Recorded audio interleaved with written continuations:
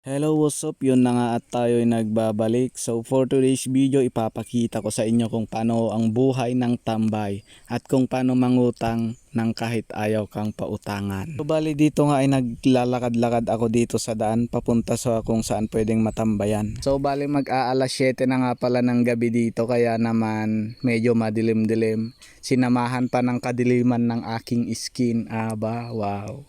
At dito nga ay nadaanan ko yung nagtitinda ng barbecue at hindi pa pala sila nag-close. So bale dumiretso na ako dito at naabutan ko pa nga na nagluluto siya ng hotdog, meron din siyang paa. Dahil tambay tayo, dito na lang tayo magtambay. So bale dito nga ay umorder na ako ng isang halo-halo syempre para may kakainin tayo habang nagtatambay.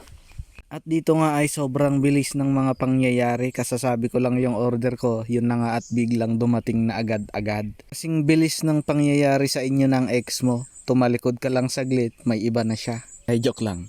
At bago ko nga pala halo-haluin, dito nga ay dinugso-dugsol ko muna kasi nga medyo matigas yung ice na inilagay nila. Kasing tigas ng pagmumukha mo.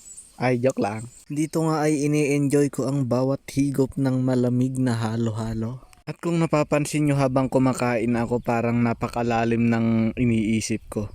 Kasi nga sa totoo lang napapaisip ako, nag-iisip ako, iniisip ko kung paano nagkaroon ng tubig sa loob ng buko.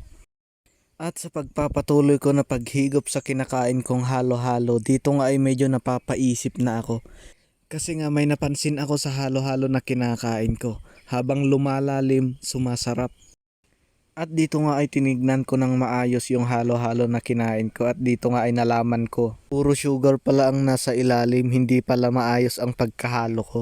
Kaya pala nung madami pa, parang nakukulangan ako sa sugar. Pero nung paubos na, sobrang tamis na. Yun pala, hindi pala nahalo ng maayos. At pagkaubos ko nga sa halo-halo na kinakain ko, yun na nga at hindi pa ako nakontento at kumuha pa ako ng isang hotdog. At dito nga ay bago mo kainin ang hotdog, kailangan mong hugasan. So bali dito nga ay isinawsaw ko na para mahugasan bago ko kakainin.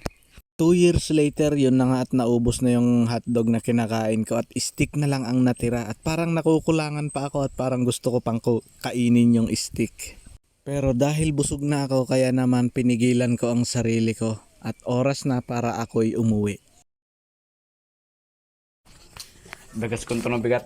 Ay, may ko ng bigat di bayad na. So bali ganun lang ang diskarte. Huwag na huwag mong sasabihing mangungutang ka. Ang gawin mo lang, kunin mo lahat ng gusto mo, kainin mo lahat ng gusto mo. Basta kumuha ka lang. At kapag nakain mo na or nasa iyo na, tsaka mo na lang sasabihin na utang. Kasi kapag sinabi mo sa una na utang, baka hindi ka bibigyan. So yun na nga, hindi ko pa alam kung mababayaran ko pa bukas kasi nga wala akong pera. Basta ang sinabi ko lang ay babayaran ko bukas.